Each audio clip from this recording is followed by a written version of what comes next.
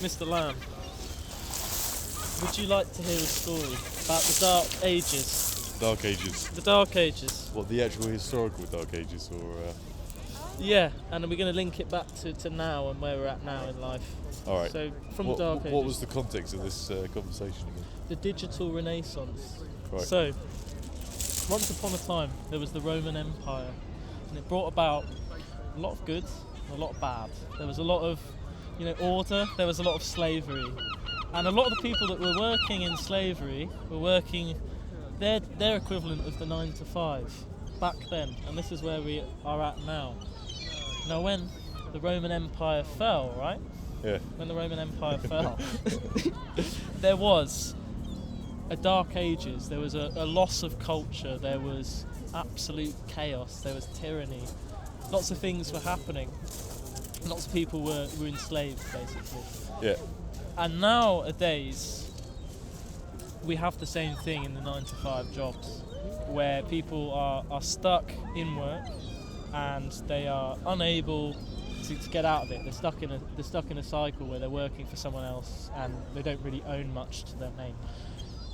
And we're talking about the digital renaissance, which is almost like the period after the Dark Ages was the first renaissance, where we had all these new jobs and innovations where people who were once previously slaves, right, were able to jump out of the position they were in because they found new ways to trade, innovate, and they almost could become their own business and jump out of slavery and become potentially even a landowner. Do you know what I mean? So where we are at the moment in 2023 is the digital renaissance, right, where instead of just working a 9 to 5, for instance, you could run an online shop that's print to order, where you don't need to own any of the stock. You don't need to.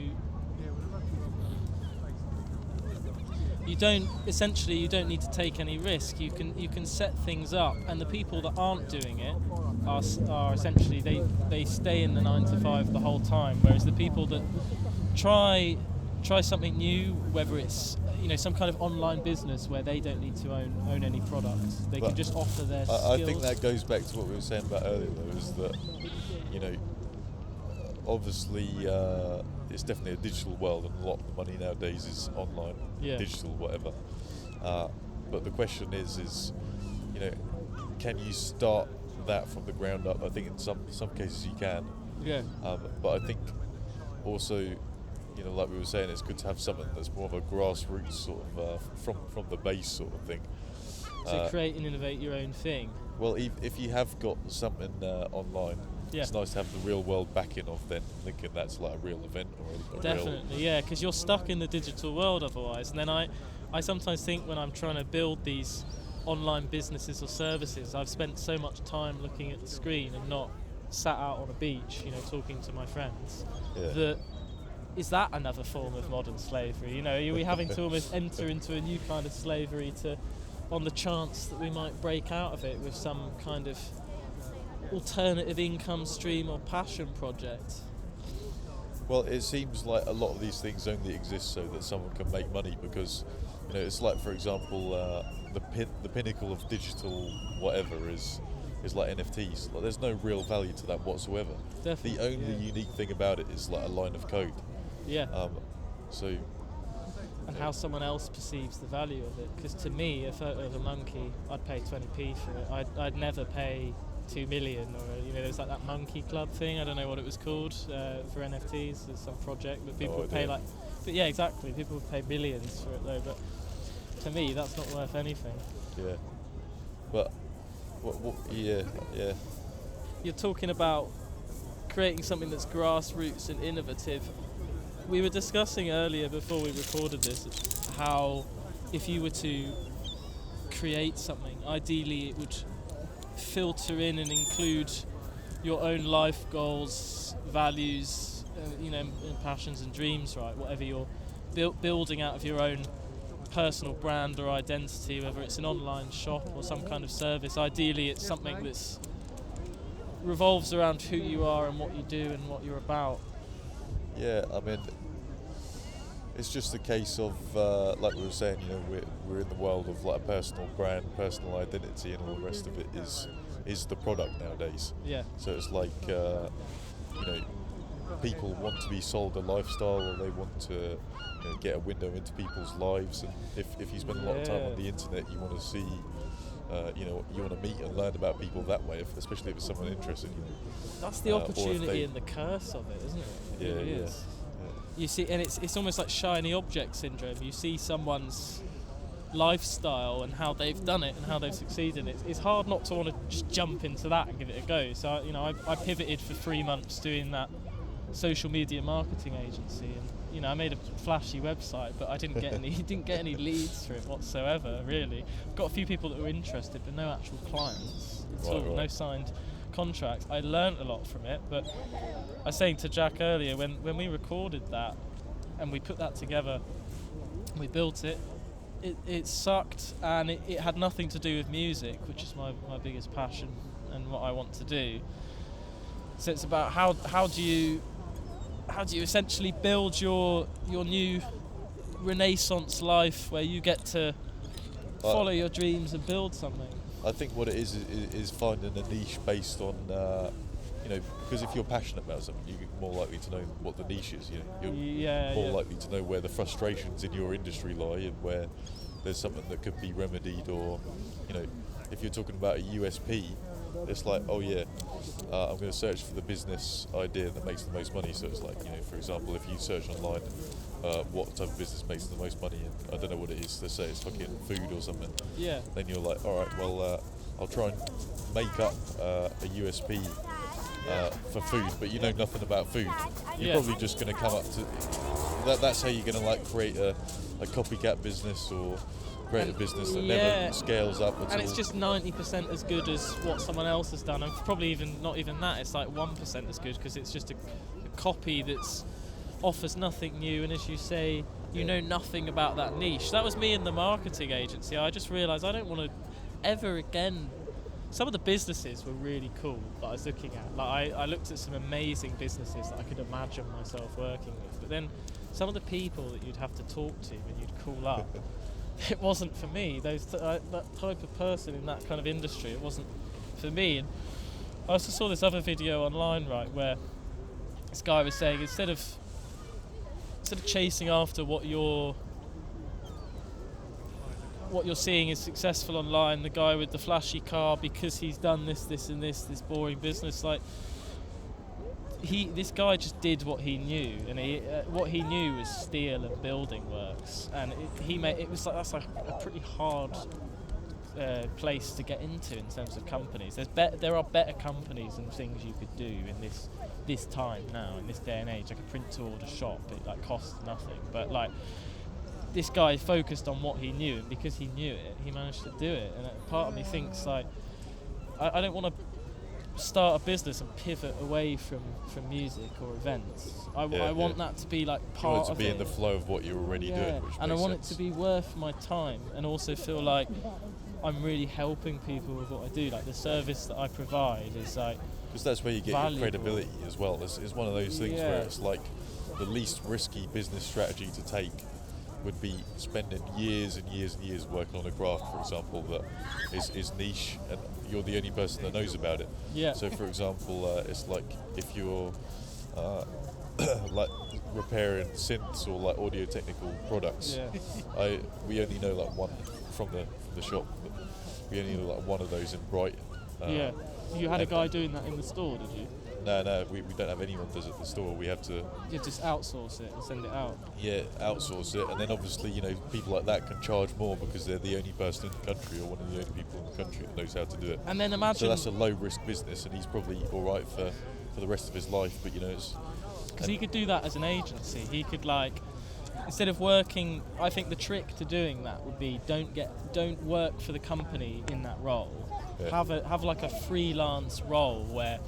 I repair your synths, you can hire me these hours, this money to do it, and then that means I can also get other companies to book me, and then if I get 20 clients and it's more than I can handle, then I can outsource that work to other people to do it, and then you build something, and it's providing work as well. I think the the ratio or whatever is between experience and not experience. So a high risk business would be something that you've got less experience in, but obviously high risk is a quicker payout. So definitely, yeah. I mean, it depends how good your niche is, I suppose, at the end of the day, doesn't it?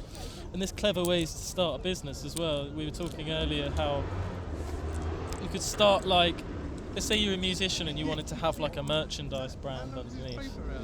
You could buy all the stock, try and sell it. Oh dear, you've got a load of stuff in your garage you can't sell and you're broke. Oh no, and actually 6 months in you realise what you've designed is really, really ugly. Or you could just design it on a print-to-order shop and you could get people to look at it, and if they buy it, then the shop, fulfills the order and you both get paid and you've earned something and you've put absolutely no money down. Yeah. There's certain ways you can do it. Well, that's it, isn't it? Is that the digital age actually offers that now? Is you don't have to invest anything because there's no real life product there a lot of the time, I suppose. Yeah. That's a really good point, actually. Yeah. So it's about what you do with your time, I guess. So for me, it has to be music. And it's just working out how I can incorporate so many things into that I can build a life where I've got freedom of time and hopefully freedom of location for the most part. That would be really important to me. That if that could fit into my work and life goals at some point or for most of it, that would make me really happy, I think. Yeah. What about yourself? It's one of those things, it depends, like we were saying, for you, for example, obviously with your experience in events, you could set up like a real life event or sort of, like music related thing where you sit around the campfire, one person's playing guitar and then you like eat marshmallows, you're like socialising, so you could create a social event, and it's like a new sort of format of gig or whatever. And that would be your backbone to then your personal brand, because then people could trust that and whatever, go from there.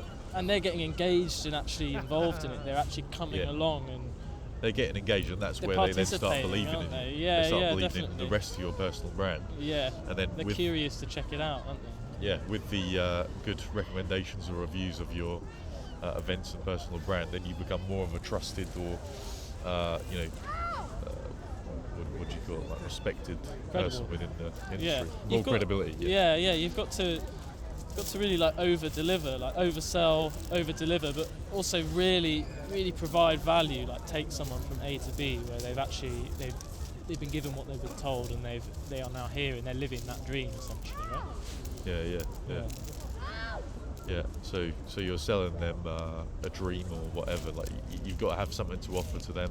Yeah. And essentially, if you've got the experience or you've got something that people might be interested in, whatever, sticking their noses into, then I find it fascinating when you see someone online and they're just talking about a random topic, and it makes you curious enough to check out the rest of their content and see what they have on offer. Do you know what I mean? And it could be completely unrelated. This is the beautiful thing about a personal brand. You could talk about issues of the heart. You could talk about music. You could talk about business and finance, personal development. Like anything that other people want to get involved in and know about, if you can prove you can teach that information. Yeah. That's another way to build something where you can. If you're talking emotionally, then that's one thing is difficult to, how can you have credibility in emotional stuff other than, like say I've got a degree in psychology or something. Which emotion as well. Well, so for you, for example, let's say you wanted to do how to deal with breakups or whatever as part of your personal brand, then it's either a credibility thing or finding some way of speaking or whatever that actually speaks to people, I suppose. Yeah, definitely. I think the only way of doing that second part is having someone on offer in some sort of way. Yeah, what's it, like a product or service that you're providing? Maybe not even that, but maybe it's just like, for example, if you take an extreme like Andrew Tate, the reason why he does so well is because people think if they follow his mindset, they'll be as rich as him, which ultimately is complete bullshit. Yeah. It's And like, a lot of the things he says is helpful, but then regardless, that doesn't guarantee you the results. Like it's a mixture of just somehow making it and actually getting it to happen through complete, failing over and over and over again until you manage to do it. But some people still will just keep failing and not necessarily get to that level. You can't all be the richest person on the planet. It's not possible. Well, yeah. Anyway, point is if you were to do it personally, you would have to have some clear vision in mind for what people will achieve. And so, for example, if it was like emotional support or something, then you've got to be like, this is the aim of where we're going to get to by the end of it. And, so that's how a lot of stuff like that works. It's like we were talking about gurus earlier, isn't it? It's like so many at the moment. Right? Yeah, the reason why that's so ingenious is because you promise people something that you've apparently got, or like other people have apparently got as well. There's even gurus on how to be a guru. Do you know what I mean? There's people will sell a course on how to make a course. That is, I'm sure it's helpful, but that is a pyramid right there. Surely, that is literally. Everything's a pyramid. Think about it. Well, I can't remember what point I was on there. But, that's okay, mate. With gurus, I suppose it's like an extreme example of, you're selling them an end goal that they feel like they might be getting towards. For example, if it's like an emotional or spiritual guru or something like that.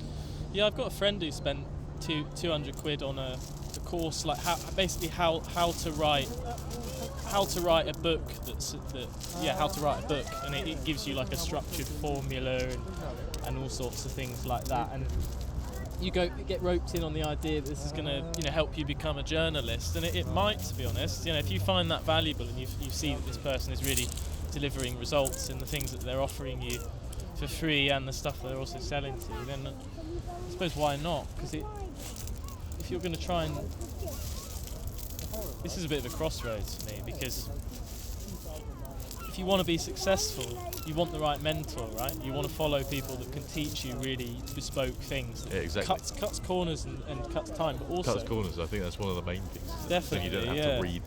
that's what draws people in so much. It's like, I can get success in 5 minutes, as opposed to like reading fucking 20,000 books and doing a degree or whatever. If you just get advice off people that have never actually done it, there's a good chance that advice is not going to serve you, right? It might. It's good to still take it on board, but the other thing though is if you're copying a mentor, are you actually providing anything new? How do you then spin it into your own niche? How do you create new, unique value that's not, or how are you at least going to do it better than they did? That's the thing. If you're just learning from a mentor and you do something again that's 75% as good as what they did, how the hell is that ever going to sell? Well, I think how's that meaningful as well? That's even more important. That's a good point, actually, and I think I was thinking about this the other day, is that if you're following someone's advice, or if you've actually got like let's say like a guru in some form or something, then I think a lot of people fall into the trap of that's a like becoming a fanboy almost. If you become a fanboy and you're just following it word for word what someone says, it's like, come on, everyone's a bit of an idiot. Everyone's a bit of a fucking idiot. So if you take some good bits from what people are saying, or whatever, take some bits of value, but never fucking become too invested in it. It's like, that's why I think... You're so right. Please finish. I don't want to interrupt you. That's why I think if you're like listening to someone on TikTok or YouTube or whatever that's selling a course, it's like, go for it. Listen to their opinions, listen to why their view of reality is the way it is. Maybe they've got some like unique background or whatever, and that could be interesting. You could be interested in it, and maybe you could apply that in some way if you're business orientated or whatever. But you got to bear in mind that don't fucking buy into the course or whatever, or don't. You're so right. Yeah, you've got to hold back a little bit. You have to be. It's like being able to. Because no one should tell you, what reality is. You have to be able to zoom out. Is zoom in on it and look at it in micro detail and take it in and learn and soak up that information, but also zoom out and realise it's it's not the course that's just got them to that place and will get you to that place. You're going to have to walk a different path than they did. There's no formula. You have to zoom out and realise they got to that place by doing a great many things over a long period of time to achieve that. They didn't just write you a course and you do that and you're going to be there. So you use that knowledge to create something else, I think. Yeah, exactly, yeah. Instead of trying to follow them as closely as possible. Yeah. What do you want to do with your music in the next few months? That's a good question. I think for me, you know, I'm just basically writing at the minute, and I've never been good at marketing. I've never been good at promotion. I've never been good at the business side of it at all. So I thought, you know, if that's the case, well, I mean, you know, maybe after a while I could get more into that or whatever. But the point is, it's an invaluable skill. It's like 2040 or 2060, people will still want to know how to sell. So if you can actually work out the jigsaw of that and the skill, you've unlocked so many things. But that's something that I'm not there with that as of yet. So at the minute I'm just focusing on the writing, and I think it's going well. You know. I'm exactly the same. My peak marketing success was when I was 14 and I ran a Minecraft server, and I somehow managed to generate leads, clients, merch sales, and we got to the point where we were running 3 different servers. So I learned a lot about business there. I scaled too much at one point. I should have kept it to 1 or 2 servers. When I got it to 3 servers, it split the player base so much that the gaming server actually almost shrunk as a community. It would have been better to keep them all together, but it's because I'd split them up. It lost. Anyway, though, that worked out really well for me, and ever since I've been doing anything marketing and salesy, I've not actually quite had the standard as I did when I was 14, which I think is fascinating. And I'm 24 now, and I did a much better job without knowing anything. And it's almost like I've learned so much, or I've tried to learn so much, that maybe I'm just making it too complicated, and maybe you just need to... Maybe you had a natural instinct as a business. I really hung out and really cared about the people that joined the server. I was on there all the time when I was 14. I just we all hung out. I just remember thinking I wanted to play Minecraft, I want to play a video game, and now I've got people playing with me and they're paying to do that. It's it wasn't to play with me, it was to have the experience that I was offering, but also I was pretty engaged as a manager of it. I just was always there hanging out gaming. But with that marketing agency, I was copying someone's template from a mentorship and I got no leads. I got some interested people. This was a few months ago, and I didn't really get too much out of that, and that made me feel bleak, because I had just used 3 months of time I could have been making music or building an event or promoting it or getting in shape, doing fitness. It's I've just used that. I'm so conscious of my time. I don't know about you. We have such limited amount of time. Especially when you're working 9 to 5 or whatever. Definitely, mate. Yeah, you know that first. Yeah.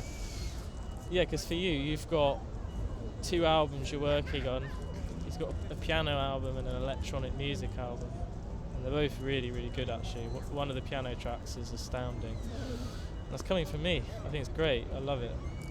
And you have limited time to do that, and I bet sometimes you're like, where could I be if I could double or triple the amount of time that went into this? Where would my life be? Yeah, that's the depressing thing. It's so depressing. But funnily enough, it's, if you really do have that spare time, like if you're unemployed or something, you end up not really utilising it because you don't see the urgency. I think that's one good thing. You're so right. There is that's probably one of the only good sides to working full time, is that there's a certain urgency to it. It's like what they say about whatever, like pain or whatever. It's like a crucible. I'm not saying, but it pain can is a motivator. It's not always. Absolutely. Yeah, it either breaks you or it makes you. It really does. And I think you can actually channel pain and suffering and any bad feeling. You can use that as I'm not where I want to be, and this is a signal, this is an indicator that something has to change. And if I really want to put myself first and realise I have to be my own best friend, then I've got to get rid of that pain by working through it and actually finding the solution. And part of that is following your life goals, like making the music, right? Yeah.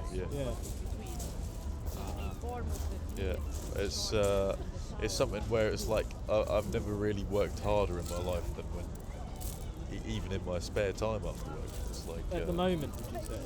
Yeah, I think so. That's awesome. Which is, that. but obviously you don't have super this. soldiers. Yeah, you just don't have the same amount of time, which is gutting. And I don't know.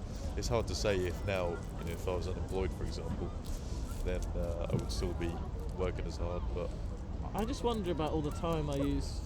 I'd say I worked like really bloody on it for like 2 or 3 years at least. But like the times when I was like 17, 18, I'm like, I just wish I'd used that time differently. yeah, Like, you just don't know though, do you? No, you don't. You really don't. I think some people that have had a harder life sooner than that, they realise actually let's just crack on and get out of this. Like, Yeah. Some people are 18 and they're making like 20 grand a month. It's like, you're going to have a great time. You're going to literally morph the planet with the stuff that you're able to do because you've invested in yourself. You can look after your family and your loved ones, and you can actually have freedom and make choices. I don't want to be told to just work a 9 to 5 and, I shouldn't go and travel the world and stuff like that. It's got to be possible. Like, how are we even alive in the first place? You know what I mean? We should go and explore everything we possibly can and try and... The frustrating thing though is the reason why there's a trap is, like we were saying earlier. The unfortunate thing about it is that the way we prescribe value to things is just completely or seemingly random. It's like we were saying about music earlier. It's like, you could come up with a shitty pop track and that gains like 100 million plays on Spotify. Well, you dance weirdly on TikTok, and I saw this trend of some person gliding along in the boat on TikTok the other day, and it was just like, it's kind of funny, but why the fuck has that person just blown up from doing that? Where someone has put this dance anthem out, and you've got 2 streams on it. It's like, oh, you poor person. There's TikTok videos that are probably, or TikTok personalities that are worth more financially than the Amazon rainforest. Yeah, which is you're right. And we're trapped in that system, and that's what we have to work 9 to 5 for. Unless you can find a way through the cracks to somehow detach yourself from it, which I think is possible. I think you can almost get to the stage where you've provided enough value to the world and you've set yourself up and the people you love around you up enough that you can actually start to make real choices with your time, and surely that should be what everyone strives to try and do. But then also the world can't run without people doing the jobs that need doing. So any job is actually super respectable because anything's providing value. But if you do want the choice of escaping the system, you've got to try some of this digital renaissance techniques to doing that, and some of them cost no money. It's just coming up with an idea and a niche. And it is frustrating that again, like we're saying about NFTs, that line of code again is worth more than I know, right? Yeah. Real value. It's just where the money's flowing, isn't it? It's just like water. It's very strange. Yeah. But it's back to that whole thing, fall of the Roman Empire into the Dark Ages. It's this modern slavery, but also it's slavery then and slavery now. It's just different. Luckily, we should be grateful because it's a hell of a lot better than it used to be. The modern slavery today is 9 to 5 job, but you can still go home and cook and you can go out and party, but the bit that you're stuck and attached to is the job to keep you alive and only just able to pay the rent, or you can't live in a house. That's the bit that people get stuck in, and there are ways to alleviate that problem, isn't there? As there should be. It shouldn't be like that, because there could be a world where landlords perhaps aren't making quite so much and housing's a bit more accessible as just a basic human. Exactly, and I think the issue is just that the whole value system needs to be changed. I think we're in too deep now, and it'd have to be something drastic that would happen to change that. But somewhere down the line, we got the value system wrong, really. Some people are like zombies, though. They don't even question or ever acknowledge this. They're just like, this is the system, and we're grateful for it. And if you try and change it, I'll even try and defend it myself. Some people are almost like agents of the Matrix or something, because they're so used to what they do and they're scared of anything different. They've committed their life choices to that, and especially when they, you get older, as 40 or 50, if you hear about a whole life you could have had that was way different, you might feel threatened by that. You may not. You might be very open to that. Good for you. Maybe. I don't know. No. Yeah. I mean, it's one of those things where I don't know. It's just, no one would choose really if they had the choice to work 9 to 5. I think. But then it's so noble at the same time, isn't it? Noble. Well, it's no. So the things that you need doing. Let's say your car breaks down. If there wasn't the 9 to 5 being done, I mean, maybe there's alternatives, but there's certain industries that have to keep going. So like the mail, for instance, your mail arrives the next day. Like, who does that? It's people that are doing that. I suppose you've got like AI eventually like taking over to fulfill a lot of these jobs, which means a lot of people lose their jobs, by the way. But that's why we've got to adapt, I guess. I think there's a lot of people on the workforce that are in the right jobs and they love what they do. Definitely. They might have a passion for the way certain businesses run or certain whatever runs. Yeah. I just think that people are overworked. Essentially, I think that's one of the main problems. You're right. Yeah. And I think they were talking about changing it to 4-day working weeks or 3-day working weeks or whatever. How do you feel about that? I think that's great. I think that's a fantastic idea. But the thing is, people think that like the economy will be fucked because there's less working hours, there's less work going into the economy. Yeah. But I think it would be useful in every industry because people would be less frustrated. Yeah, I mean, I'd be totally down to, if that meant certain things took a little bit longer, so be it, and that would probably be better for the planet as well. Like you don't need something to arrive instead of next day delivery, I'd be happy to do next 2-day delivery if it meant everyone could do 4-day week. I know it's not as simple as that, but yeah, but maybe you're saying people should be a bit more patient. We should be living in more of a probably a calmer world, because at the minute there's just a massive sense of urgency and overload of information to the point where it's really useful but really detrimental. It's like the amount of distractions we have in our day. The moment we wake up, we've got our phone and we're consuming content, and that is a complete distraction and it's a complete drain on our brain as well. It makes us feel depressed and it's completely consuming, and before you know it, you've wasted 2 hours minimum a day just consuming shit on Instagram. That's weird. That didn't happen before a generation ago. I mean, TVs is a weird one as well, like being raised on TV. I know it's good as well, but that's weird. Whereas if you're making content, that's quite different, really. How do you feel about like creating versus consuming? That's something I've not really thought about very much before, but imagine if you spent your day where you didn't consume content anymore, or like you were very select about it. I think. How would your life be different if you were just creating? If you took music, for example, and I think creating can be just as much, if not more, rewarding than consuming. And the weird paradox about it is that obviously, I don't know, maybe what puts us off creating is that it's tiring or mentally tiring or something. Or people will look at it in a strange way sometimes, or you worry about that. You worry if it's fits to a sense. That's imposter syndrome, though. You just have to find a way around that. Well, that could be the main one, but the paradox is that I find, I don't know about you, but when you're making music, you actually find yourself more energized. I could be tired and lying in bed and be like, fucking can't be asked for anything. It's like adrenaline, isn't it? It absolutely. I'm back in the game, Yeah, back in the game. Yeah, I know exactly what you mean, Mr. Lamb. I almost think it's like this. When I was growing up, it felt like this almost secret life hack that I had creating music. It was like literal, and still is, literal therapy. Way better than talking to anyone. Yeah, you just forget about anything. Yeah, you it's do. Like even if you've just been through a breakup, you just be like, open your laptop, make some music, and then you're sucked back into that. And you could almost be grateful for the experience of the breakup, because if you hadn't have had that, you wouldn't have made that track, mate. Oh, you see, look, we've now turned it into this heartbreak. yeah, we're selling it. Yeah, we know how to fix broken hearts. It's about getting back on the horse and doing your thing. What were we talking about? Well, making music and creating versus consuming. So I think maybe you're right, and maybe to some extent, with that in mind, I don't know, I have no fucking clue whatsoever, but maybe consuming is actually draining us. But then the question is why the fuck would we want to consume all the time? I think because maybe you are it's learning. I think it's select consuming is an ideal thing. But I mean, my feed is junk, but also it does sort of know what I want.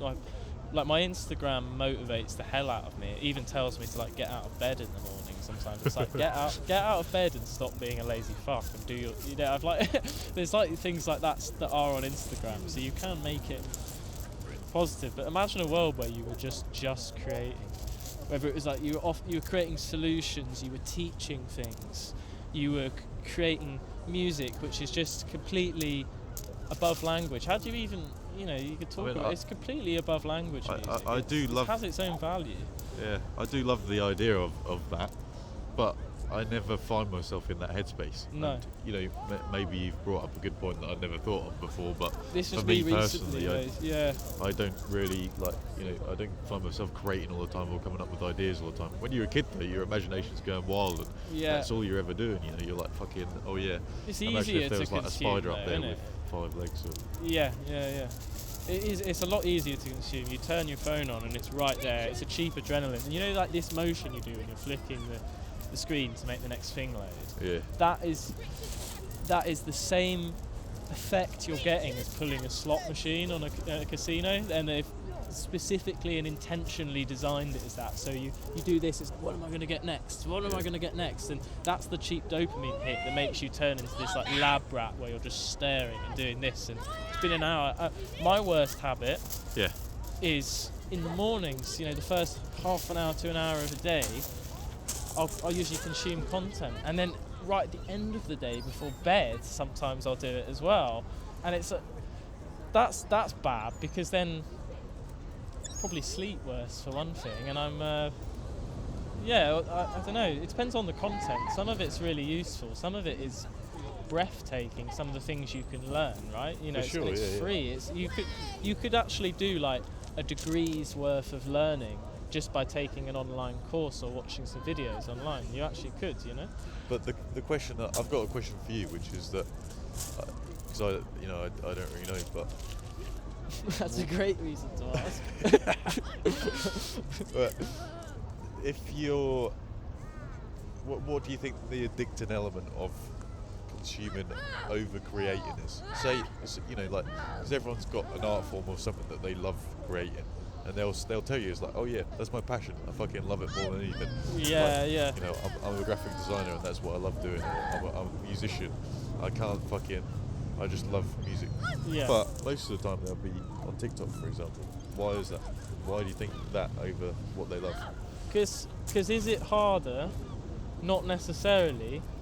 Depends what you do. So if you were to create your content, let's say you were building film sets and you were recording interesting things and that, it took days, it cost money.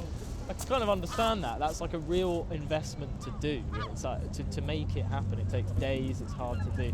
There's some people that make content where they just stand next to a camera and talk, maybe even rant at a camera.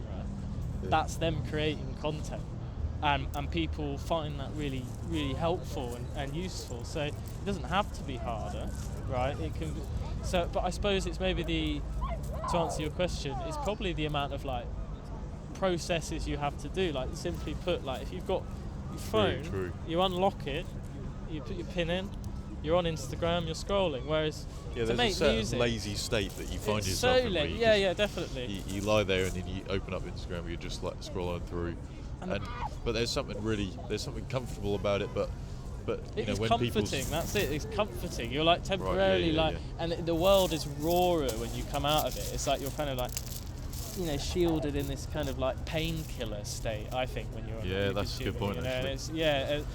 So maybe that's why people sometimes do it. For instance, right at the start or the end of the day. It's a kind of comfort thing. And it's to switch off. That's what people say. It is to switch off, but. Is it better to switch off, or is it better to experience what you're feeling and actually channel that into creating something of value? Isn't that way more exciting? As you say, it's we're in agreement. It is kind of harder to do in that just simply it takes more stages, I guess. Like loading up the Logic Pro, for me, it's more of a mind battle, and there's more physical steps. It doesn't have to be, I guess, but it sometimes feels like that. What's it like for you? No, there's definitely more to it, more physical, mental, whatever steps, processes. But back to feeling lazy and going through Instagram or whatever, and sort of comfort blanket type thing. It's I don't know. Well, it's something to think about, isn't it? Definitely. Yeah, it's. I think that's quite an inspiring point, but also just a bit of a worrying one. Is because everyone's doing it. Like, I can see someone right in front of me who's just been on their phone the whole time. Oh yeah, I do it all the time. Yeah, me too. It's like, I'd be a hypocrite if I was just, we all do it. That's the problem. And it's like also the most valuable thing on the planet as well, a phone in a way. How is such a powerful little device in your hand? We are very fortunate that we have them too. There's no point just being like, this is a useless tool. I think it's just about how you use it, and that with the limited amount of time you've got, we're talking about if you're in a 9 to 5, there's some real urgency there because you're aware that maybe you do, but maybe you don't want to do this your whole life. Maybe you want a choice to be like, no, I want 6 months off, I want to go kayaking, and I want to buy a kayak, and actually do it, or I want to take lessons, and you might not be able to actually do that otherwise unless you find an alternative way. Sure. Yeah. Yeah, well, I think, do you reckon we should wrap this up? I reckon we should. That was fantastic, Mr. Lamb. Lovely to meet you, mate. Lovely to meet you. Cool. Excellent.